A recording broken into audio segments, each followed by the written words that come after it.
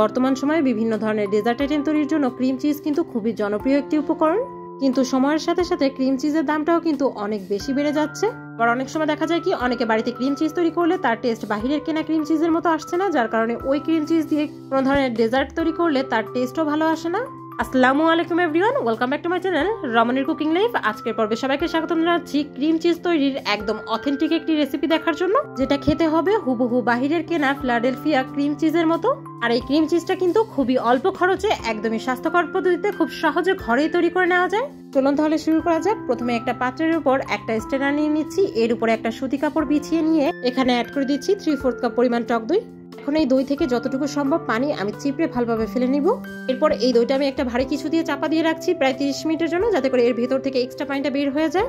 প্রায় 30 মিনিট পর আমি এটা তুলে নিচ্ছি, আর আপনাদের একটু দেখিয়ে দিচ্ছি দইয়ে কিন্তু কোনো প্রকার পানি নেই, দইয়ের পুরো পানিটাই ঝরে গিয়েছে। একটা আঙুল দিয়ে এভাবে চাপ দিলেও কিন্তু হাতের সাথে আর দই লেগে আসছে না।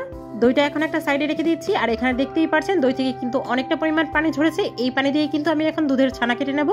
এর জন্য চুলায় একটি পাত্র বসিয়ে এখানে অ্যাড করে দিচ্ছি 1 লিটার পরিমাণ ফুল ক্রিম তরল দুধ। আর এখানে কিন্তু আমি গরুর খাঁটি দুধটাই ব্যবহার করেছি, আপনারা চাইলে কিন্তু প্যাকেটের কেনা ফুল ক্রিম তরল দুধটাও ব্যবহার করতে পারবেন। দুধে পুরোপুরি বলক আসা পর্যন্ত আমি দুধটা জাল করে নিচ্ছি। এই তো দুধে কিন্তু পুরোপুরি বলক চলে এসেছে। এই পর্যায়ে আমি চুলার জালটা বন্ধ করে দিচ্ছি। এরপর এখানে অ্যাড করে দিচ্ছি দইয়ের পানি। আপনারা চাইলে কিন্তু এখানে দইয়ের পানির পরিবর্তে লেবু কিংবা ভিনেগার দিয়েও দুধের ছানাটা কেটে নিতে পারবেন। দইয়ের পানিটা অ্যাড করার পর একটা চামচ দিয়ে এভাবে নাড়াচাড়া করলে কিন্তু দেখা যাবে দুধটা কেটে এভাবে ছানা এবং পানি আলাদা হয়ে গিয়েছে। তো ছানাটা দেখে নিশ্চয়ই বুঝতে পারছেন ছানাটা কতটা সফট হয়েছে। অবশ্যই ক্রিম চিজ তৈরি করার জন্য যে ছানাটা তৈরি করবেন এটা কিন্তু এরকম সফট করেই তৈরি করতে হবে। এখন একটা পাত্রের উপর একটা স্ট্রেনার নিয়ে নিচ্ছি, আর এখানে একটা পাতলা সুতি কাপড় বিছিয়ে এর উপর ছানাটা ঢেলে এর এক্সট্রা পানিটা আমি ভালোভাবে চিপড়ে ফেলে নিচ্ছি।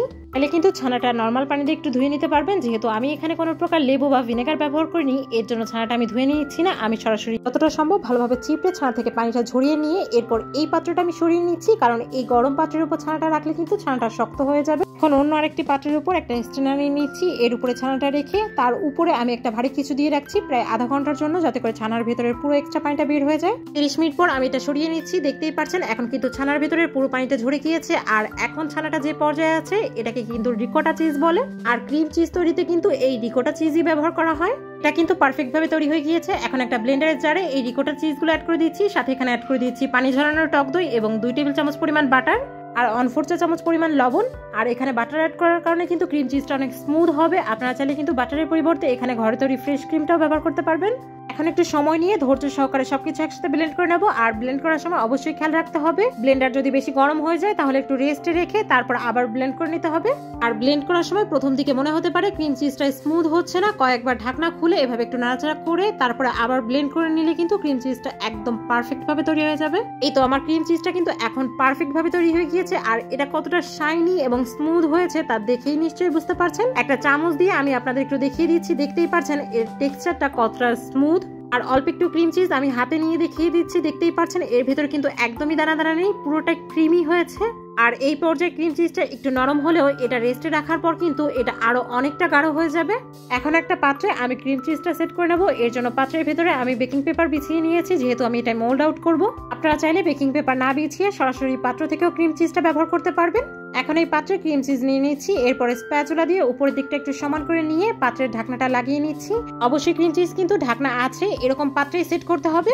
এরপর প্রায় 4 থেকে 5 ঘন্টার জন্য নর্মাল ফ্রিজে রেখে ক্রিম চিজটা পুরোপুরি সেট করে নেব। প্রায় 5 ঘন্টা পর ক্রিম চিজটা আমি ফ্রিজ থেকে বের করে নিয়েছি, আর এটা কিন্তু এখন পুরোপুরি সেট হয়ে গিয়েছে। পাত্রের দুই পাশে এভাবে চাপ দিলে দেখতেই পাচ্ছেন এটা পাত্র থেকে ছেড়ে দিচ্ছে, তার মানে কিন্তু এটা পুরোপুরি সেট হয়ে গিয়েছে। এখন একটা পাত্রের উপর এই ক্রিম চিজটা আমি মোল্ড আউট করে নিচ্ছি, দেখতেই পাচ্ছেন এটা কত সহজে মোল্ড আউট করে নেওয়া যাচ্ছে। এখন এর উপর থেকে বেকিং পেপারটা সরিয়ে নিচ্ছি, আর একটা বাটার নাইফের সাহায্যে আপনাদের একটু দেখিয়ে দিচ্ছি, দেখতেই পাচ্ছেন এই ক্রিম চিজটা কত পারফেক্ট ভাবে সেট হয়ে গিয়েছে। বাটার নাইফটা উল্টে রাখলে কিন্তু এর থেকে ক্রিম চিজটা পড়ে যাচ্ছে না, অথচ ক্রিম চিজটা যে কতটা সফট হয়েছে এটা ব্রেডের উপর লাগিয়ে নিলেই কিন্তু বোঝা যাচ্ছে কতটা সহজে এটা ব্রেডে লাগিয়ে নেওয়া যাচ্ছে, দেখতেই পাচ্ছেন। আর এই ক্রিম চিজের টেস্টের কথা যদি বলি, এটা মুখে দেওয়ার সঙ্গে সঙ্গে মনে হচ্ছে এটা বাহির থেকে কিনে আনা কোনো নামি দামি ব্র্যান্ডের ক্রিম চিজ। আমি গ্যারান্টি সহকারে বলতে পারি এই ক্রিম চিজটা খেলে আপনাদের কখনোই মনে হবে না এটা ঘরে তৈরি ক্রিম চিজ, আপনাদের মনে হবে এটা বাহির থেকে কেনা ফিলাডেলফিয়া ক্রিম চিজ।